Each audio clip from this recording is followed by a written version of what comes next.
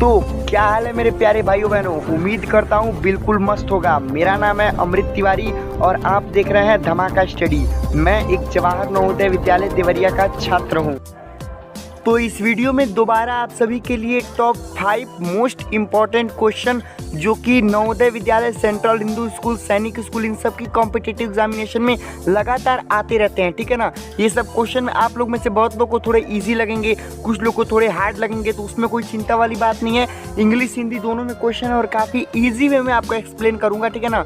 लेकिन एक बात ध्यान से सुनिएगा, मैं आपको हर वीडियो में बताता हूँ, कॉपी पेन लेके ही बैठिएगा। अगर आप इतने सिंसियर नहीं हो कि आप कॉपी पेन लेके बैठ सकते हो, देन वीडियो को मत देखिए, ठीक है। कॉपी पेन लेके बैठ जाओ, इजी क्वेश्चन होगा तो भी सॉल्व करना, ठीक है, और हार्ड क्वेश्चन होगा तो भी सॉल्व जरूर करना, ठीक है ना। तो आप देख सकते हो ये हम लोग का पहला क्वेश्चन है, काफ़ी इजी क्वेश्चन है, ठीक है ना। बट ये बहुत लोग को नहीं समझ में आता है, तो बहुत इजी वे में आपको समझाता हूँ। देखिए, बोला है 2/5 एक फ्रैक्शन है, ठीक है, 2/5 एक फ्रैक्शन है, ठीक है। अब बोला है कि इसका तुल्य भिन्न, इक्विवेलेंट फ्रैक्शन। अब इक्विवेलेंट क्या होता है पहले ये समझ लो भाई। इक्विवेलेंट कहने का मतलब ये है कि दो फ्रैक्शन जो आपस में इक्वल हो, जैसे 1/2 है, ठीक है, और उसी की जगह पर मैं लिख देता हूँ 3/6। ये दोनों इक्वल है। भले आपको ये 1 का 3 और 2 का 6 दिख रहा है, बट दोनों इक्वल है। आप काट के देखिए, 3 1 जा 3, 3 2 जा 6, वापस 1/2 ही आ गया, ठीक है। एक और एग्जांपल देके आपको समझाता हूँ, जैसे 4/8 और मैं कह रहा हूँ कि जैसे आप एग्जांपल बनी 8/16, दोनों बात एक ही है, ठीक है। 8/16 मैं इसको काटता हूँ, 2 4 जा 8 और 2 8 जा 16, वापस 4/8 आ गया। यानी कि ऐसा दो फ्रैक्शन जो कि बिल्कुल इक्वल हो, जिसको सिंप्लीफाई करने पर दोनों एक हो जाए, ठीक है।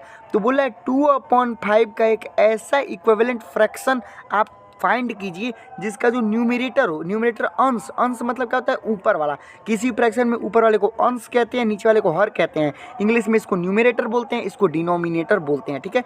तो बोला है 2/5 का एक ऐसा फ्रैक्शन, एक ऐसा भिन्न ज्ञात कीजिए जिसका अंश 10 हो, यानी कि 2 को 10 बनाने की बात कर रहा है। अब जरा एकदम दिमाग से अपने सोचिए कि भाई क्या मल्टीप्लाई करें 2 में कि 10 हो जाए। खुद सोचिए, आप आराम से सोचिए, ठीक है ना। क्या मल्टीप्लाई करें, क्या डिवाइड करें कि 10 हो जाए, ठीक है। मल्टीप्लाई और डिवाइड ही करते हैं, ठीक है। तो चूंकि छोटा है, छोटा से बड़ा बनाना है, 2 छोटा है, 2 को 10 बनाना है, तो कभी भी जब छोटे से बड़ा करते हैं तो हमको मल्टीप्लाई करना पड़ता है, याद रखिएगा। और मान लीजिए 10 रहता है, 10 और उसको हमको 2 बनाना होता है, यानी कि बड़े से छोटा करना होता है, तो हम डिवाइड करते हैं, ठीक है। तो आप इतना तो होशियार होंगे कि आप बता सकते हो कि इसमें अगर हम 5 का गुणा करें तो ये 10 हो जाएगा। तो एक बात बिल्कुल ज़िंदगी भर के लिए दिमाग में बैठा लो, अगर फ्रैक्शन को इक्विवेलेंट रखना है, ठीक है, तुल्य रखना है, तो जितने का ऊपर मल्टीप्लाई डिवाइड करेंगे उतने का नीचे भी करेंगे। अब आप ईमानदारी से एक बात समझिएगा, एक एग्जांपल देता हूँ। मान लीजिए कि आप क्लास में हो, ठीक है ना, और मान लीजिए टीचर आता है, ठीक है, और टीचर मतलब सबको टॉफ़ी बांट देता है, आपको छोड़ देता है, तो आपको बुरा लगेगा, जाहिर सी बात है। वैसे ही अगर आप अंश को, न्यूमरेटर को 5 दे दोगे, डिनोमिनेटर को नहीं तो कहेगा काहे नहीं दोगे भाई, देना पड़ेगा, वैसे तो 5 दे दो, फिर ऊपर 5 को मल्टीप्लाई करो, नीचे में भी कर दो, तो कितना हो गया भाई, 2 5 जा 10 और 5 5 जा 25, यानी कि 10/25 होगा, ठीक है। 10/25 आएगा, ठीक है। इसको काट के देख लो, वापस उतना ही आ गया। जैसे क्या हो गया भाई, 2 5 जा 10, ठीक है, 2 5 या 10, तो नीचे वाला कटेगा नहीं, ठीक है। एक में जैसे 10/25 5 से काट दो डायरेक्टली, ठीक है। 5 2 जा 10 और 5 5 जा 2/5 आ गया दोबारा, ठीक है। नहीं काटने पर उतना ही आएगा, इक्विवेलेंट है, ठीक है। अब हम चलते हैं अपने नेक्स्ट क्वेश्चन की तरफ। ये क्वेश्चन काफ़ी इजी और मैं लगभग 100% श्योर हूँ कि जरूर एग्जामिनेशन में इस टाइप का क्वेश्चन आता ही आता है, क्योंकि मैं खुद नवोदय विद्यालय का स्टूडेंट हूँ और लास्ट कितने ईयर के पेपर में एनालाइज कर चुका हूँ। सैनिक स्कूल में भी आ चुका है भाई, मिलिट्री स्कूल में भी आ चुका है। बिल्कुल यही क्वेश्चन नहीं, मतलब ये अंक बदल सकता है, लेकिन क्वेश्चन का कॉन्सेप्ट 100% सेम रहेगा। इजी, बिल्कुल पिद्दी सा क्वेश्चन है भाई। पिछले वीडियोज़ में भी ऐसे क्वेश्चन का सोल्यूशन बता चुका हूँ, पिद्दी सा हलवा क्वेश्चन है यार। देखो मैं आप समझाता हूँ, देखो बोला रस्सी की लंबाई कम से कम क्या होगी जिसको 102 सेंटीमीटर, 136 सेंटीमीटर और 10 सेंटीमीटर के टुकड़ों में पूरा काटा जा सके।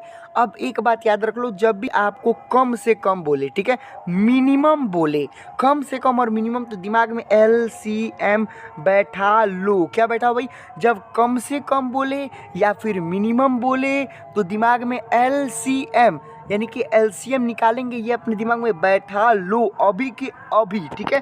तो देखो अब एक बात याद रख लो, इसी से आपको 2 क्वेश्चन बता देता हूँ। कम से कम बोले तो एलसीएम, मिनिमम बोले तो एलसीएम, और क्वेश्चन में अगर अधिक से अधिक बोल दे यानी मैक्सिमम बोल दे तो एचसीएफ निकाल देंगे, ठीक है। तो देखो इसमें हमको कौन कौन सा नंबर दिया है, 102 दिया हुआ है, ठीक है, 136 दिया हुआ है, 136 और 10 दिया हुआ है, ठीक है। इन तीनों का आंख बंद करके भैया एलसीएम निकालो, फूंक दो, ठीक है, एकदम घलुआ क्वेश्चन है। इन तीनों का एलसीएम निकालना तो भाई जानते ही होगे, ठीक है। इन दोनों का एलसीएम आएगा 2040। अब एलसीएम बताने लगूंगा तो वीडियो ज़्यादा लंबी हो जाएगी, ठीक है ना। 2040 सेंटीमीटर इसका एलसीएम आएगा। तो इस क्वेश्चन से आपको क्या समझ में आया, जब आपको कम से कम बोल दे, मिनिमम बोल दे किसी भी क्वेश्चन में, तो आपको निकाल देना है एलसीएम, ठीक है। कॉम्पिटिटिव एग्जाम का यही रूल होता है मेरे भाई, ठीक है ना। कॉम्पिटिटिव एग्जामिनेशन में आपको टाइम सेव करना होता है। अब मान लो एक क्वेश्चन है, आप लगे क्वेश्चन का कॉन्सेप्ट समझने, ठीक है, या क्वेश्चन बोल क्या रहा है, आपको कॉम्पिटिटिव एग्जामिनेशन में यही करना है। तो आपको ये सब याद होना चाहिए भाई कि कम से कम में एलसीएम, अधिक से अधिक में एचसीएफ। यही डिफरेंस होता है मेरे भाई स्कूल के एग्जाम और कॉम्पिटिटिव एग्जाम में। स्कूल के एग्जाम में आपको पूरा ब्रीफ पता होना चाहिए क्यों कम से कम में एलसीएम निकल रहा है, क्यों अधिक से अधिक में एचसीएफ निकल रहा है। लेकिन कॉम्पिटिटिव एग्जामिनेशन का rule, you have no time, ठीक है, धड़ाधड़ आंसर मारो। तो याद रखो कम से कम में एलसीएम, जब भी कोई क्वेश्चन में कम से कम बोल दे तो आंख मूंद के एलसीएम मार देना, मिनिमम बोल दे तो आंख मूंद के एलसीएम मार देना, अधिक से अधिक बोल दे तो आंख मूंद के एचसीएफ मार देना, मैक्सिमम बोल दे तो एचसीएफ मार देना। वैसे यहाँ पे 102, 136 और 10 का आप एलसीएम निकाल के देखना, 2040 सेंटीमीटर इसका आंसर आ जाएगा, ठीक है। तो हम चलते हैं अब नेक्स्ट क्वेश्चन पे। इसी में मैं आपको ये क्वेश्चन एडिशनल करा दे रहा हूँ, ठीक है ना। ये मेरा 6वां क्वेश्चन हो जाएगा, ठीक है। मैं थोड़ा एक्स्ट्रा क्वेश्चन बनाया हूँ, उसको मैं आपको एडिशनल करवा दे रहा हूँ। देखो मैं आपको प्रूफ बता दे रहा हूँ। जैसे यहाँ पे देखो इस क्वेश्चन को अगर आप पढ़ोगे, ठीक है, तो यहाँ पे मैक्सिमम बोला गया है, उसमें मिनिमम दिखाया है, इसमें इसीलिए मैक्सिमम दिखा रहा हूँ आपको, ठीक है। अधिकतम यानी कि अधिक से अधिक की बात की गई है। पढ़ो जरा क्वेश्चन। एक कमरे की लंबाई, चौड़ाई, ऊंचाई यानी कि लेंथ, विड्थ और हाइट दी हुई है 6 मीटर 80 सेंटीमीटर, 5 मीटर 10 सेंटीमीटर और 3 मीटर 40 सेंटीमीटर। अब बोला है कि उस फीते की अधिकतम लंबाई बताइए, यानी कि मैक्सिमम लेंथ बताइए जो कि कमरे को पूरा नाप सके, ठीक है, नहीं कमरे को पूरा जो है वो नाप दे, ठीक है। तो यही आपसे क्वेश्चन में बोल रहा है। तो देखो एक बात इस क्वेश्चन में ध्यान दो, तो जब भी इस टाइप का कोई आपके पास क्वेश्चन आ जाए ना, जब उसमें अधिकतम लिख दिया हो, जो कि यहाँ पे बोला है 6 मीटर, यानी कि बोला कोई एक फीता होगा, उसका अधिकतम लंबाई क्या होगा जो इस पूरे कमरे को नाप दे, ठीक है। यानी कि तो क्या बोल रहा है, एक चीज़ यहाँ पे ध्यान दो, यहाँ पर आपको बोला हुआ है 6 मीटर 80 सेंटीमीटर, यानी कि यहाँ पे मीटर और सेंटीमीटर दोनों आपको दिया हुआ है, ठीक है। तो आपको सबसे पहले चेंज करना पड़ेगा, इसको कोई एक यूनिट में रख लो। ऐसा करते हैं कि मीटर को सेंटीमीटर में चेंज कर देते हैं, यानी कि जब 6 मीटर 80 सेंटीमीटर को चेंज करोगे तो ये टोटल आ जाएगा हमारा 680 सेंटीमीटर, ठीक है। यह आ जाएगा हमारा 680 सेंटीमीटर, ठीक है। चलो भाई, उसके बाद 5 मीटर 10 सेंटीमीटर, 5 मीटर और 10 सेंटीमीटर जो है इसको करोगे तो आ जाएगा हमारा 510 सेंटीमीटर। हम उसके सेंटीमीटर में सीधा चेंज कर देना है मीटर को भी। फिर है 3 मीटर 40 सेंटीमीटर, यानी कि आ जाएगा हमारा 340 सेंटीमीटर। अब हमारा तीनों क्या हो गया भाई, अब हमारा तीनों के तीनों सेंटीमीटर में चेंज हो गया, ठीक है। अब आप इसका ऐसा करो, अब आप इसका निकालो सीधा आप इसका एचसीएफ, क्योंकि आपको अधिकतम बोला हुआ है, मैक्सिमम बोला हुआ है, तो आप आंख मूंद के बिल्कुल घलुआ क्वेश्चन मान के आप इसका निकाल दो एचसीएफ। तो जब एचसीएफ निकालोगे तो आप देखोगे 170 आएगा, ठीक है। तो अब चूंकि ध्यान दो, आपने सभी को सेंटीमीटर में चेंज कर रखा है, लेकिन आंसर मीटर में आया हुआ है, आंसर मीटर में, यानी कि ये हमारा सेंटीमीटर में आएगा, तो हम इसको मीटर में दोबारा चेंज कर देंगे। क्यों चेंज करेंगे, क्योंकि स्टार्टिंग में हम मीटर से सेंटीमीटर में चेंज किए हैं। 6 मीटर 80 सेंटीमीटर था, उसको हम 680 सेंटीमीटर किए हैं, यानी कि मीटर से सेंटीमीटर में चेंज किए हैं। तो हमारा जो एचसीएफ आएगा वो भी तो सेंटीमीटर में आएगा। अब इस सेंटीमीटर को हम दोबारा मीटर में चेंज करेंगे, तो 100 से डिवाइड करते हैं मीटर के लिए, तो आ जाएगा हमारा 1.7 मीटर। कहाँ गया, 1.7 मीटर ये है, ठीक है। तो वही मैं आपको बस एग्जांपल के लिए वाला क्वेश्चन समझाऊं। तो अब चलते हैं अपने नेक्स्ट क्वेश्चन की तरफ। लो भाई, ये वाला क्वेश्चन लगभग हर कॉम्पिटेटिव एग्जामिनेशन में पूछा जाता है, नवोदय हो, सीएचएस हो, सैनिक स्कूल हो, ठीक है। क्वेश्चन बहुत लोगों को हार्ड लगता है, ठीक है ना। अब ये बिल्कुल घलुआ तरीका बता रहा हूँ उसका, जरा देखो एक बार। बोल रहा है मैं रोज रात को 9:30 अपराह्न मतलब होता है भाई पीएम, याद रखना, ठीक है ना। यहाँ पे लिखा हुआ है इंग्लिश में भी पीएम, ठीक है, यानी कि रात को 9:30 पर क्या करता हूँ भाई, सोता हूँ, ठीक है। और फिर बोला है कि सुबह 8:30 पर जगता हूँ, यानी कि 9:30 पर 1 मिनट। ऐसा करता हूँ, मैं इसको जरा सा बढ़ा लेता हूँ, ठीक है। कलर को मैं थोड़ा चेंज करता हूँ और इसको लेंथ को थोड़ा सा बढ़ा देता हूँ, अच्छे से लिख नहीं पा रहा हूँ, चलो ठीक है। अब मजा आएगा। देखो बोला है नहीं कि मैं 9:30 पर जो है वो सोता हूँ और 8:30 पर जो है वो मैं जग जाता हूँ, ठीक है ना। हो गया भाई। अब बोला कितने देर सोता हूँ, क्वेश्चन ये है कि कितने टाइम तक मैं सोता हूँ, ठीक है। अब देखो जब भी आपको ऐसा क्वेश्चन आए तो आंख मूंद के सबसे पहले जो टाइम सबसे ऊपर वाला दिया हुआ है, यहाँ 9:30 दिया हुआ है ना, 9:30 या 9:30 दिया हुआ है, ठीक है। मैं 1 मिनट में इसको ठीक कर लेता हूँ, वो पेन की मोटाई कुछ ज़्यादा हो गई थी। अब देखो क्या बोला है कि 9:30 पे सो रहा है ना, आप खुद देखो। तो जब भी सो रहा है आप तब से 12 बजे देखो कि 12 बजे कितने देर बाद बज रहा है, 12 का टारगेट लो, यानी 9:30 से 12 कितने देर में बजेगा। देखो 9:30 के 30 मिनट बाद 10 बज जाएगा, और फिर 2 घंटे बाद कितना बजेगा, 12 बजेगा, यानी कि 2 घंटे 30 मिनट के बाद 12 बजेगा। आपको देखो फिर हो सकता है आपको जल्दी समझा दिया, समझ में ना आया हो। देखो 9:30 से 12 बजे तक मैं बोला हूँ जो स्टार्टिंग टाइम दिया हो उससे देखो कि 12 बजे कितना दूर है। 9:30 से 12 बजे 9:30 हो रहा है तो 30 मिनट बाद जाहिर से बात है 10 बज जाएगा, यानी कि 30 मिनट और 10 से 2 घंटे बाद 12 बजेगा, यानी कि 2 घंटे 30 मिनट बाद 12 बज जाएगा। अब देखो 2 घंटा 30 मिनट एक और हो गया, 12 बज गया। अब 12 बजे से जो भी अंतिम टाइम दिया हो, जैसे अंतिम टाइम क्या दिया हुआ 8:30, तो ये इतना ही घंटा दूर है। जैसे मैं अगर आपको बोलूँ कि मान लो आप 12 बजे सो रहे हो और 6 बजे जग रहे हो तो कितने घंटे सो रहे हो, जाहिर सी बात है भाई 12 से 6 घंटा होगा। चलो मैं बोल दिया 12 बजे सो रहे हो और 6:30 पे जग रहे हो तो कितने घंटे सो रहे हो, जाहिर सी बात है भाई 6 घंटे 30 मिनट सो रहे हो। वैसे ही करेक्ट 2:30 तो इधर सो लिया है 9:30 से 12 बजे के बीच में। अब 12 बजे से जो भी टाइम आपको दिया है, यहाँ पे 8:30 दिया हुआ है, वो उतना ही घंटा दूर है, यानी कि 12 से 8:30 घंटा, ठीक है। तो अब 2.5 और 8.5 को जब आप जोड़ोगे 2.5 8.5 को तो 11 घंटा आपका आंसर आएगा। तो ये आपका आंसर होगा। तो एक ट्रिक मैंने क्या बताया, ट्रिक ये बताया कि जो भी आपको टाइम दिया हो उससे आप 12 को देख लो, भाई 12 कितना दूर है। तो आपने देखा 9:30 से जो 12 है वो 2 घंटा 30 मिनट दूर है, ठीक है। उसके बाद 12 से जो भी आपको अंतिम में टाइम दिया हुआ है, जैसे देखो 8:30 दिया हुआ है, वो उतना ही दूर होगा, ठीक है। जैसे मैंने आपको एग्जाम्पल दिया कि मान लो 12 बजे सो रहा हो, 4:45 पे जग जा रहा हो, अब बोलोगे यार मैं कि 4:45 आवर में सोया हूँ यार, तो वही बात है। जैसे 12 बजे से 8:30 कितना दूर है, 8 घंटा 30 मिनट, और 9:30 से 12 2 घंटा 30 मिनट, दोनों को जोड़ के हमारा कितना आ जाएगा 11। तो चलिए अब हम चलते हैं अपने नेक्स्ट क्वेश्चन पे। ये वाला क्वेश्चन रिलेटेड है एवरेज से, ठीक है ना, और थोड़ा सा हार्ड लगता है स्टूडेंट्स को, ठीक है, बट बिल्कुल इजी मोड। मैं क्या बोलता हूँ आपको, हम साथ में सिलेक्शन हाथ में, ठीक है। बहुत ही घलुआ मोड में मैं आपको अभी इसको समझाऊंगा और आप बोलोगे ये क्या था, तो हलवा था, ठीक है। देखो क्या होगा, यहाँ पे अभी स्टार्टिंग में देखो बोला है 31 व्यक्ति हैं, यानी कि 31 आदमी हैं, और मतलब 31 आदमी का एक ग्रुप है, और जिनका एवरेज जो एज है वो 19 ईयर है, ठीक है। अब बोला है कि एक आदमी कहीं चला जा रहा है तो वो जो एवरेज ईयर है वो 18 हो जा रहा है, एवरेज एज 18 हो जा रहा है। तो अब बताइए जो व्यक्ति गया है उसकी उम्र क्या है। यहाँ पे कॉन्सेप्ट आता है टोटल सम, TS कॉन्सेप्ट। क्या आता है, टोटल सम कॉन्सेप्ट। अब टोटल सम कॉन्सेप्ट क्या है वो मैं आपको समझाता हूँ। देखो इसमें ये होता है, टोटल सम का आप एक फॉर्मूला लर्न कर लो। टोटल सम बराबर होता है एवरेज इंटू एवरेज नंबर। अब आप बोलोगे भाई एवरेज तो ठीक था, एवरेज नंबर क्या है। एवरेज नंबर यानी कि जितने लोग का एवरेज निकला हो उसको एवरेज नंबर बोलते हैं। जैसे मान लो मैं बोला 2, 3 और 5 का एवरेज कितना होगा, 2, 3, 5 का एवरेज कितना होगा, 2, 3, 5, 5, 10, यानी कि 10/3, 10/3 होगा।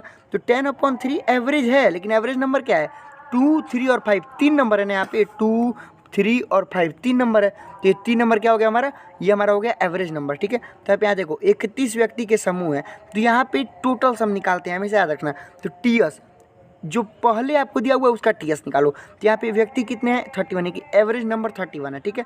चलो भाई अब एवरेज कितना है, तो वो 19 है। चलो भाई 19 कर दिए, इसका मल्टीप्लाई करने पर हमारा आ जाएगा 589। मैंने क्या बोला दोबारा रिपीट कर रहा हूँ। आप कॉपी पेन ले लो, कॉपी पेन में जो बोल रहा हूँ बिल्कुल वही नोट करो, बिल्कुल होगा, क्यों नहीं होगा, होना पड़ेगा, ठीक है। देखो 589 आ गया 589। अब देखो कैसे आया, दोबारा रिपीट कर रहा हूँ।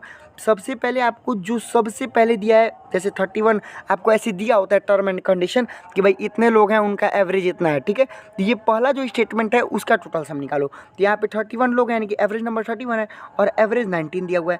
ये कितना आएगा भाई 589, यानी कि स्टार्टिंग में टोटल सम कितना आ गया 589, लर्न कर लो, ठीक है। अब इसके बाद नया टोटल सम निकालेंगे, क्या करेंगे, नया टोटल सम निकालेंगे, ठीक है ना। अब नया टोटल सम कैसे निकलेगा, अब एक व्यक्ति चला जा रहा है, व्यक्ति कितने थे भाई 31, एक चला गया भाई 31 में से एक गया ना, तो कितना हो गया, अब व्यक्ति कितना हो गया भाई 30, अब व्यक्ति 30 हो गए। चलो भाई अब एवरेज ईयर 18 हो गई, यानी कि अब टोटल सम कितना हो जाएगा भैया, अब भाई व्यक्ति 30 है, एक चला गया तो 30 है, अब एवरेज ईयर कितना है भाई 18 है, यानी कि अब हमारा टोटल सम कितना हो गया 30 × 18 बराबर अब कितना हो गया 540। तो मैंने क्या बोला, दोबारा रिपीट कर रहा हूँ। सबसे पहले जो हमारा पहला स्टेटमेंट है उसका टोटल सम निकालेंगे, और उसके बाद जो हमारा नया स्टेटमेंट बन रहा है, आदमी जा रहा है या फिर आदमी आ रहा है, यहाँ पे अगर आदमी आया होता, एक आदमी आया होता तो 31 में एक जुड़ जाता, ठीक है। अब चूंकि गया था तो एक माइनस हो गया तो 30 हो गया है, तो नया टोटल सम निकालेंगे और पुराने वाले में से नए वाले को घटा देंगे। मैंने क्या बोला, रिपीट करो, दोबारा सुनो, ध्यान से सुनो। मैंने बोला कि सबसे पहले पहले वाले स्टेटमेंट का टोटल सम निकालेंगे और दूसरे वाले स्टेटमेंट का टोटल सम निकालेंगे, और पहले वाले में से दूसरे वाले को घटा देंगे, तुरंत फटाक से आंसर आएगा। चलो भाई 589 था पहला वाला, माइनस 540, आंसर आ गया हमारा 49 ईयर, आ गया हमारा आंसर। चलो अब मूव करते हैं नेक्स्ट क्वेश्चन पे। लास्ट क्वेश्चन पर जाने से पहले रिक्वेस्ट करना चाहता हूं, अगर आप दिल से नवोदय विद्यालय को क्रैक करना चाहते हो तो आप हमारे चैनल को जरूर सब्सक्राइब करो। पूरी फ्री ऑफ कॉस्ट में दिन रात मेहनत करके, दिन रात एक करके आप लोग के लिए वीडियो लाऊंगा, ठीक है। तो अगर आप दिल से चाहते हो नवोदय विद्यालय क्रैक करना तो आप जरूर हमारे चैनल को सब्सक्राइब करके रखो। देखो ऐसा क्वेश्चन हर बार आता है, बिल्कुल घलुआ क्वेश्चन है। देखो क्या बोला है, बोला है प्रीति के जन्मदिन पर प्रत्येक बच्चे ने उतना उपहार दिया जितना, ठीक है ना। अब ये चीज़ दिमाग में बैठा लो, जब भी आपके क्वेश्चन में है जितना उतना, देखो क्या बोला है, जितना उपहार दिया, उतना उपहार दिया जितना उनकी संख्या थी, उतना जितना आए, और इंग्लिश में एज मच एज आए। क्या बोला क्या बोला क्या बोला, रिपीट रिपीट रिपीट। बोला कि जब भी हिंदी के क्वेश्चन में आए जितना उतना या फिर उतना जितना और इंग्लिश में लिखा हो एज मच एज, तो उस क्वेश्चन में निकालेंगे स्क्वायर रूट, तुरंत फटाक फटाक फटाक होता है। देखो यही तो होता है कॉम्पिटिटिव एग्जामिनेशन में, जो लोग नहीं करते हैं। लोग कॉम्पिटिटिव एग्जाम में टाइम लगा देते हैं। भाई देखो क्वेश्चन आपको भी आ रहा है और क्वेश्चन दूसरे को भी आ रहा है, लेकिन दूसरा क्यों कर जा रहा है, दूसरा इसलिए कर जा रहा है क्योंकि उसको ट्रिक्स पता है, छोटे छोटे छोटे छोटे उसको ट्रिक्स पता है तो वो कर जा रहा है, और आपको वही छोटी ट्रिक्स नहीं पता है तो आप फेल कर रहे हो, ठीक है। तो आपको वो छोटा ट्रिक पता होना चाहिए, ठीक है ना। You should remember that trick, that is why then only you can crack any competitive examination, ठीक है। तो मैंने क्या बोला, ये सब ट्रिक मैं आपको बताऊंगा, ठीक है। कोई बताए चाहे ना बताए, आपका भाई आपको बताएगा। तो देखो मैं क्या बोला हूँ कि जब भी क्वेश्चन में आए कि जितना उतना हिंदी में हो और इंग्लिश में एज मच एज हो, तो स्क्वायर रूट निकाल दो। यहाँ पे 1 2 2 5 बोला हुआ है, तो मैं क्या बोला, स्क्वायर रूट निकालो। तो 1 2 2 5 का स्क्वायर रूट आप निकालोगे। अब स्क्वायर रूट तो निकालने आता होगा, अगर स्क्वायर रूट डिवीजन मेथड से नहीं आता है तो प्राइम फैक्टराइजेशन मेथड आप इसका प्राइम फैक्टराइजेशन करना जानते होगे, ठीक है। तो आप इसका प्राइम फैक्टराइजेशन करोगे, प्राइम फैक्टराइजेशन करने के बाद एक एक का पेयर बना देंगे, और पेयर बना के उसके बाद मल्टीप्लाई करके आंसर ला देंगे। आंसर आएगा इसका 35, ठीक है। तो बहुत जल्दी नेक्स्ट वीडियो भी आएगी। चलो चैनल को सब्सक्राइब किए बिना मत जाना। तो मिलते हैं नेक्स्ट वीडियो में, तब तक के लिए बाय बाय, जय हिंद, वंदे मातरम।